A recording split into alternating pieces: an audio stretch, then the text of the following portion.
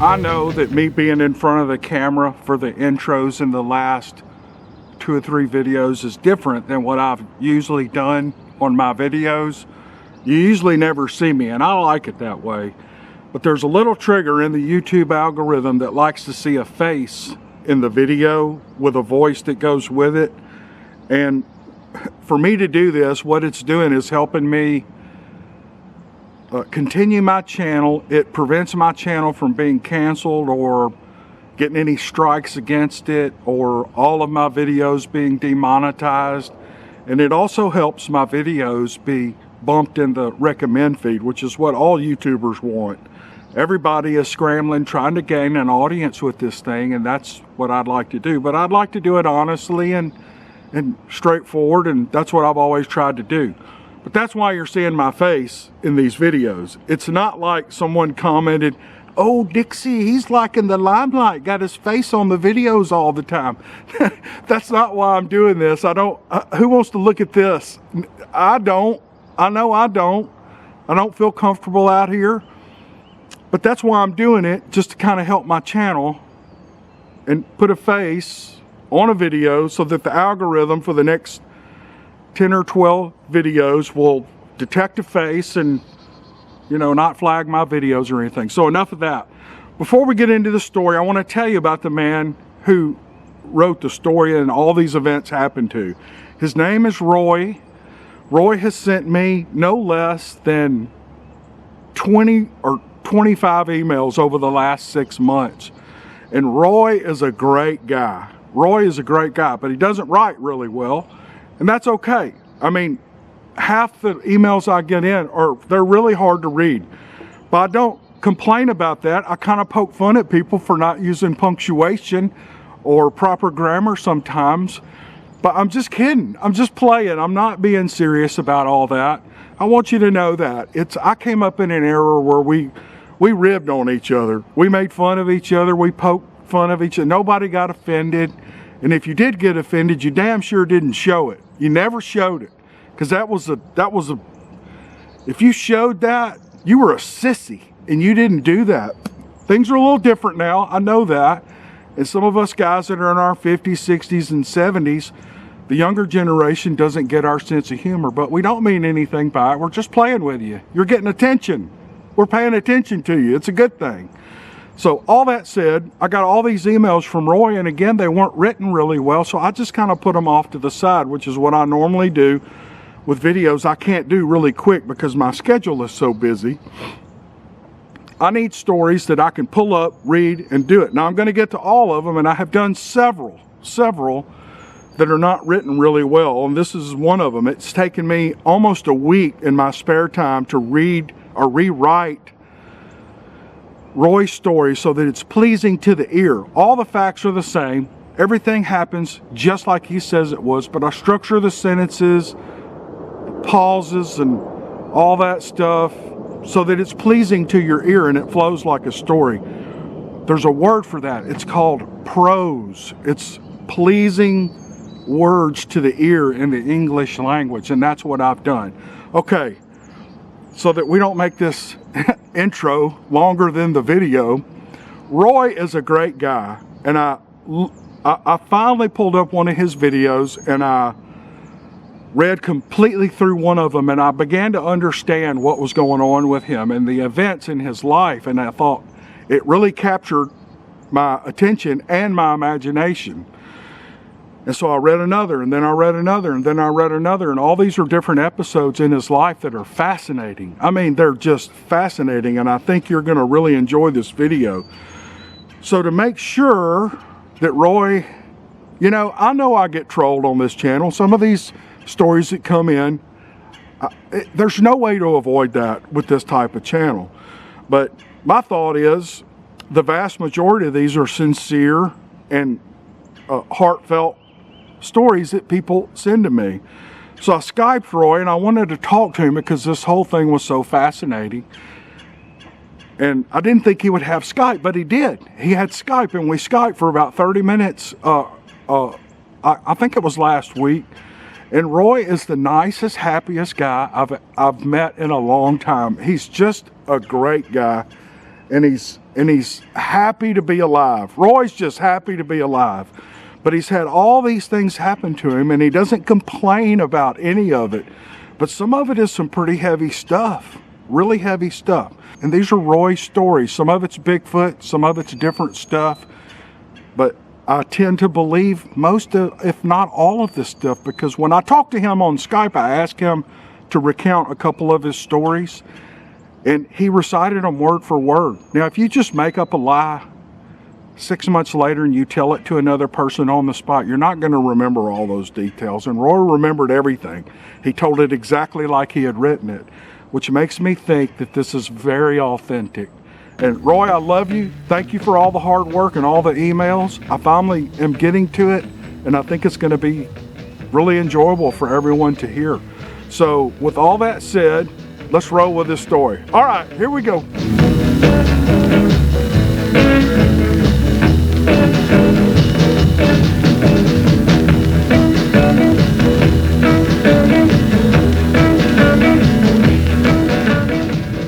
My name is Roy Lewis Cornwall. Thank you for sharing my experiences. I have told some of this to others only to have been laughed at. I believe people need to hear these things and know our stories. Just because it does not happen to the majority of the Earth's inhabitants, trust me, there are a lot of us that it does happen to. We are always labeled crazy. So this story is not necessarily for everyone. It is for those who have experienced similar things and those who have not but are willing to listen. I don't have a support group around me to help me through and understand what has happened to me, nor would I know how to find one. I'm now in my 60s and I have some health issues that seem to be getting worse by the month. So it is important to me to get this out to the public and to all those who will listen. If not for your platform, none of this would ever be told. Everything I'm about to relate to you is true. During the summer of 1959, I was 5 years old. My father had just finished our 18 by 20 foot cabin, built with seconded wood.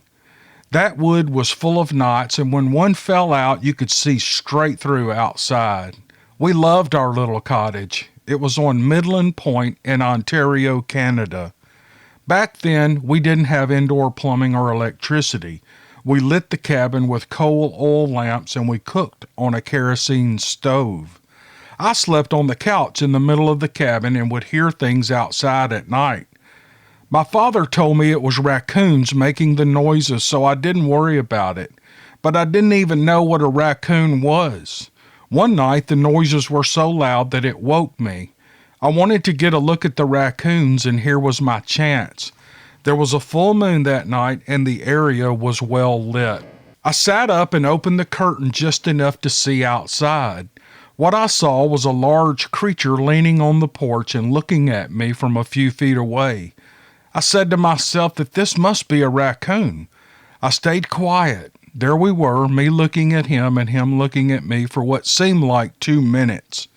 Without making a noise, he turned and walked off into the darkness. My mother got up and saw it too, but she seemed afraid. My dad calmed her down and told us there was nothing to fear from them.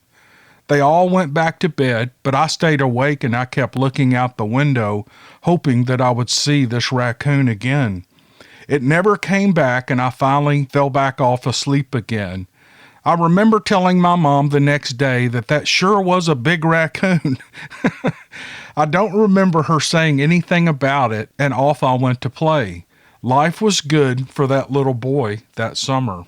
Later that summer, we invited my Aunt Rosie and my Uncle Ozzie, along with their daughter Rosemary, to stay with us for a while. There were not enough beds for everyone, so my Uncle Ozzie said that he would sleep in the car. My family and Uncle Ozzie both fought in the Second World War. They had seen it all and had been through terrible suffering in the war while fighting. They were both very tough men. After supper and visiting for a while, everyone went off to bed. Uncle Ozzie crawled into the back of the car in his bed, and everyone was sound asleep. Not long after, I heard my uncle screaming. This was a cry of true fear. Dad put his pants on and ran outside with my mom. It took a while to calm my uncle down, but when he could speak, he told everyone that he woke up to something huge leaning on the car and looking in the window. My father said that it was probably a bear, but I remember my uncle saying that he wasn't sure what it was and that he was positive that it was not a bear. Uncle Ozzy finally settled down and we all went back to sleep. Uncle Ozzy fell back asleep in the car. I told you he was a brave and tough man. It was not long after those events that I realized that I had not seen a raccoon, I had seen a Bigfoot. There were 6 cottages close to our home, and they all had kids living there of various ages. I remember a bunch of kids, including my brother John and my sister Evelyn, were going to meet on the beach and have a fire when it got dark. Of course, I wanted to go. At this time, I was only 6 years old, but there was really no way to get lost in that area, and I promised my mother to stay a safe distance from the fire. Plus, John and Evelyn would be there to look after me, so Mom said yes, and for the first time, I was going to be away from my mother.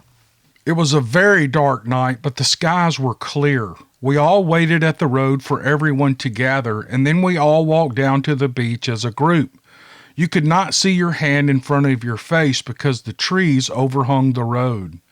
When we got to the beach, all the boys started gathering wood for the fire, and before long, we had a big pile of wood stacked like a teepee. It was the biggest fire I had ever seen. It seemed to reach past the sky. One of the boys walked over to me and said that he was going to the bushes to pee and asked if I needed to go. I did, so he and I and 2 other boys walked away from the light towards some bushes and did our business. One of the boys, Ron, pointed to a light in the sky. I looked at it and I saw it was coming right at us. One of the boys remarked that it was the Sputnik spacecraft. I was locked onto this light moving through the sky, and after a minute I looked around and I noticed all the boys had gone back to the fire and left me there alone. I was a bit scared, but I kept looking at the light. It was soon joined by another and then another until there were 4 moving in line with each other, with equal distance between them.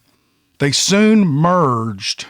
A blue light came from the now combined lights and shined on me. I don't know how they did that because the craft seemed too far away. The light hit my chest and stayed there for a short period of time, never moving. It was like a laser, a narrow beam that was clearly visible to me through the dark sky. And with the blink of an eye, the light went out and the crafts were gone. I think I was tagged by aliens that night. Tagged so they could locate me whenever they wanted. Later that summer, I was sleeping on the floor with my brother. From my sleep, I heard my name being called. I wasn't sure if it was dreaming or if I was awake. I laid there for a minute, and I knew that I was awake, and the next voice asked, "Roy, do you want to fly?" I replied, "You mean like Superman?" The voices giggled and said, "Yeah, like Superman." I now knew there were 2 of them in the room with my brother and I. I remember thinking hard about how they knew my name. The next thing I know, I was upright and floating across the floor, through the hallway and out onto the front porch roof. I kept looking around as I moved, trying to see who these people were, but I think they blocked me from seeing them. I was now standing on the roof of our porch in the night air, and I heard one of these things say, "Okay, Roy, go ahead and fly." I asked, "You mean just jump?" "Yes, Roy, just jump." Now, I had jumped off of this roof before, so I knew I could do it. So I took the leap, and believe it or not, I didn't fall. I was flying like Superman. I extended one arm in front, and I retracted the other to turn, just like Superman in the movie. I couldn't believe it. I flew around the house a few times and settled back down on the porch roof. A voice said to me that they had to go now. I was a bit disappointed and was afraid that they were going to take me back inside. I knew if they left, my flying days were over, so I jumped off the roof again, flying higher, and then landed on the other corner of the porch roof so that they couldn't reach me. I looked around and I sensed that they were gone. I stood there for a few minutes and I tried to fly again, but I couldn't. And when I jumped this time, I blacked out. I woke up the next day on the floor with my brother. I was very tired and sore. I told my mother all about it, and I think she believed me. It is now over 50 years later, and I believe they separated my mind and my soul from my body. They took my body somewhere to do other things, while in my mind I was having this spectacular experience. I would like to be regressed so that I can know for sure what happened. Before you roll your eyes, I want you to know that this was not a dream. This was very real. And this was only the beginning of even stranger events in my life. A few months later, I was at the cottage and had built a nice fire on the beach. I wanted to relax out on the beach and watch the stars. I had my guitar and a bowl of popcorn, so I was set for a cozy night. The night was clear and there was no moon. It was beautiful. Suddenly, the trees behind me started to move violently like a strong wind had instantly come up. The wind became so strong I wondered if a small, sudden tornado had formed. As I watched the trees almost bend over to the point of breaking, a blue light lit up the sky. I didn't know where the source of the light was, but it was bright, almost as if the sun had come up blue. I grabbed my guitar and headed into the house. I rushed back out to gather the rest of my things, and as I approached the fire, I could see the popcorn in the bowl begin to rise straight up and hover. It was the strangest thing. The bowl was stationary in all that wind, and the popcorn hovered maybe a foot or two above the bowl, never flying away. And then my vision began to change. Everything started to sparkle and glimmer in the blue light. I woke up in a place that was dark, wet, and cold. At first, I thought I was still on the beach and it had rained on me while I was out, maybe knocked out by a flying object from the storm, but I soon realized that I wasn't on the beach. There were other people around, other humans. Something smelled bad, and I was hearing strange sounds. They were blurry, but I could see these gray, green, tall, slim figures moving around me. They were speaking to each other, but I couldn't understand what they were saying. Through my blurred vision, I saw they had noticed me, and they quickly moved closer. One bent its head down and looked into my face. I couldn't see details other than the shape of its head.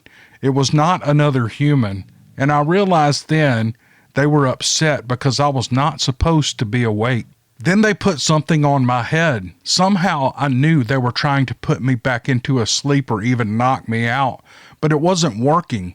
An electric shock went through my body suddenly. It was painful, and I felt stunned as if I couldn't move. When I finally gained my wits, I was sitting in a chair in front of the fire I had built 7 hours before. The only thing left of the fire were some smoldering coals. Some were still red hot under the ash, and soon I saw the sun begin to light up the eastern sky. I think I lost 6 to 9 hours of time that night. The next event that I can remember was 13 years later. I worked at Lawrence Transmission. On Fridays after work, I would drive to the cottage, which was by then a weekend home for me, and I would meet friends to have fun weekends close to the water. On Thursday night, I would pack everything in my car that I would need for the weekend so that on Friday, when I clocked out, I could head straight to the cottage. A local grocery store was only 5 miles from the cottage, and that was where I stopped to get food for the weekend.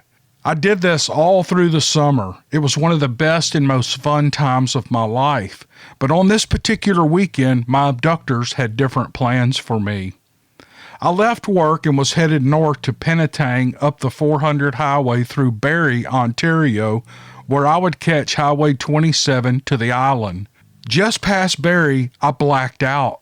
When I woke up, I was falling into my bed at the cottage from an elevated distance. I slammed down onto the bed and I went right back to sleep. When I woke up, my mouth was very dry and I didn't feel well. I noticed there were no sheets on the bed, and I never sleep on a bare mattress.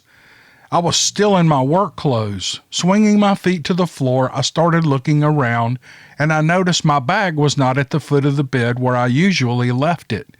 It was all very strange to me, but the sun was shining and the birds were chirping, and I decided that I would just make it a great day.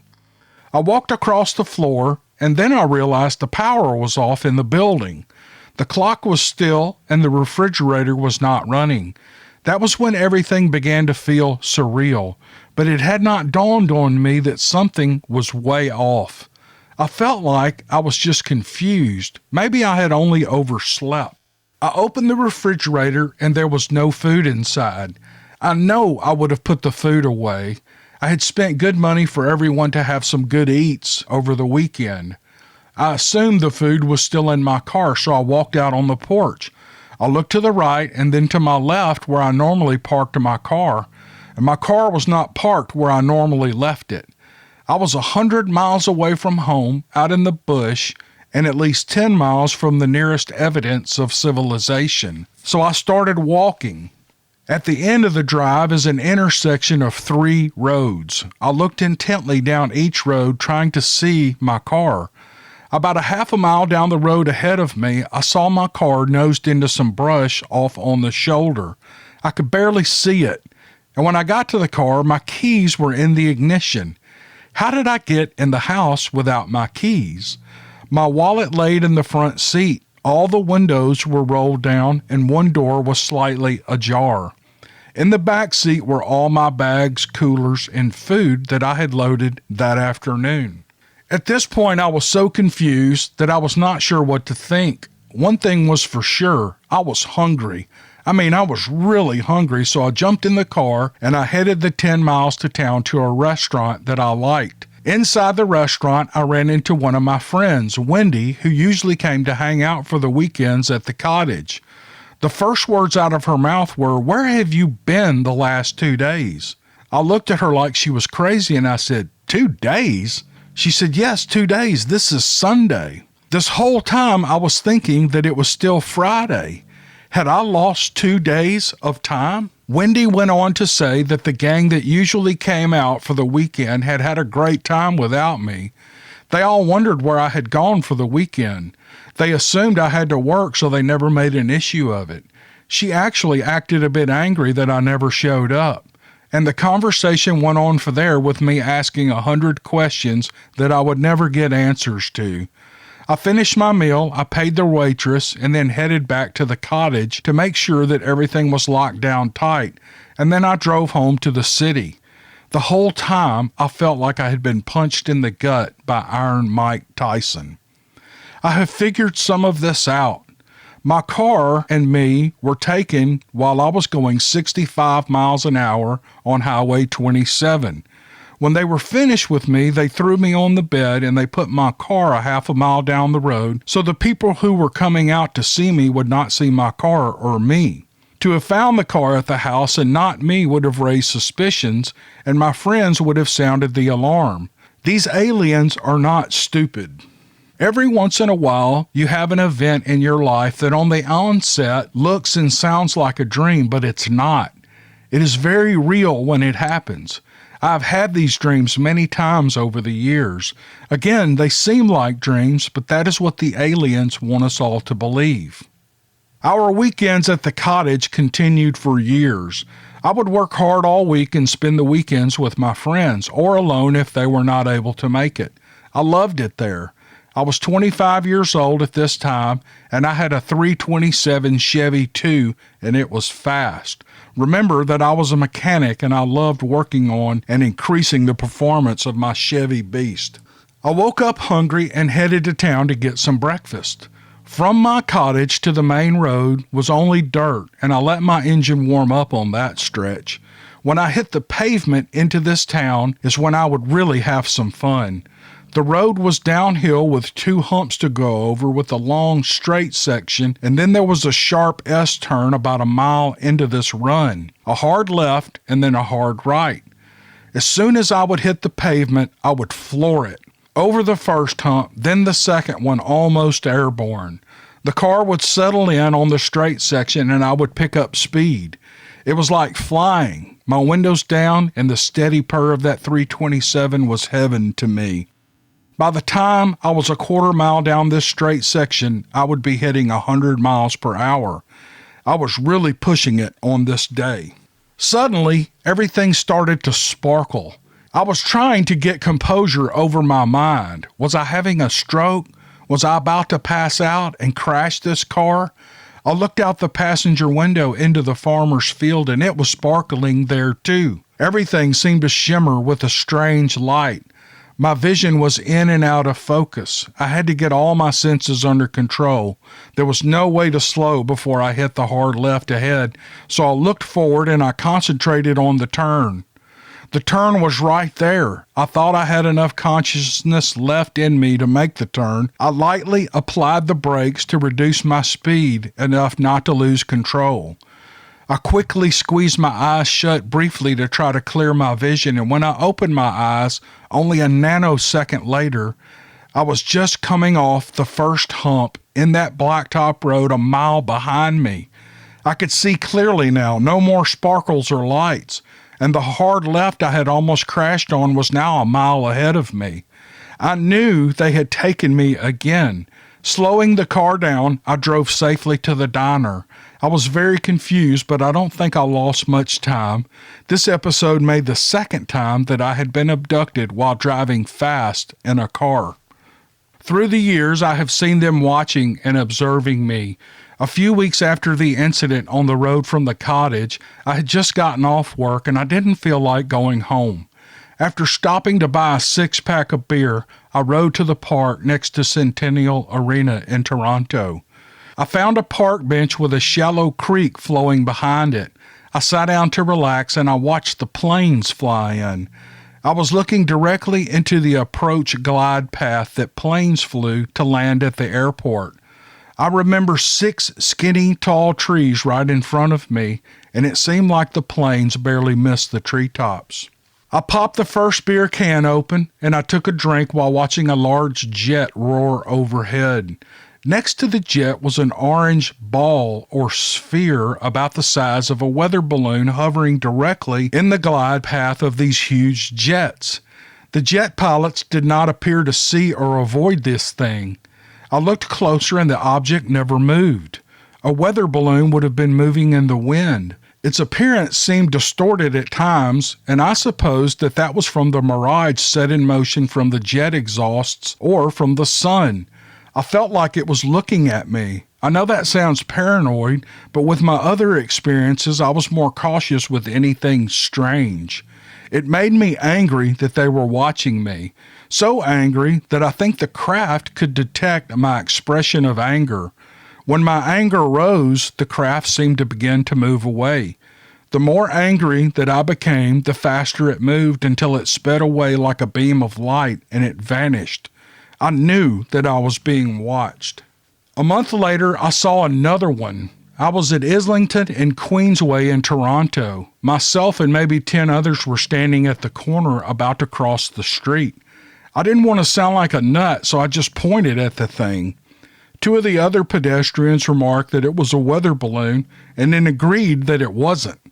Folks in Toronto know what a weather balloon looked like in those days. We saw them often. They were watching and observing me again, I have no doubt. I was glad to hear others had seen it, though. I have had other episodes where I know I have been abducted. It feels like my body is taken and my mind is in another place. But this one time I felt like I was altogether there, if that makes sense. I sensed them around me, so I asked a question. Why are you here? I was astonished when they answered. They told me that Earth was like their gas station. Our solar system is located in one of the outer spiral bands in the Milky Way. They told me that this was a jumping off point in our galaxy to the next galaxy. They resupply here and repair their crafts. They made it very clear that this is where they stopped on their intergalactic travel routes. My only question now, and I never got to ask it, is why they abduct humans. I mean, fix your damn spaceship at your underwater shop if you want to. Resupply if you need to. We have resources too that they can use. But why do they torment humans? These are the stories I wanted to share with you at this time. There are more, and I've experienced some of the weirdest things you can imagine, and I'm still here by the grace of God. Roy, I want to personally thank you for all the emails that you've sent me. This is a fascinating story, and what I appreciate most about you, Roy, is your attitude. I told everybody on the front end that you and I had Skyped for 30 minutes before I dove into these stories. And I want to tell everybody that Roy has got some health issues, and they seem to be static right now, or maybe getting a little worse. I'm not sure. I don't know Roy really well, but I'll tell you this, with all this that's happened to him, Roy has the best attitude, and he looks at this not necessarily as trauma, or at least I didn't pick up on that. What I picked up on is that he looks at these events almost like he's looking through the eyes of a kid. In other words, it's kind of mystical and exciting to him, while at the same time, I know it's scary, and I know these episodes are unnerving to him. Those are just my observations, and I just wanted to tell Roy that I really appreciate him. I love him. Thanks for spending the time to write all these down. I can't thank you enough, Roy. You did a great job, and these are great stories, and I wish you the best the rest of your life, my brother. All right. Thank you guys for watching the video, and we'll see you on the next one. Thanks.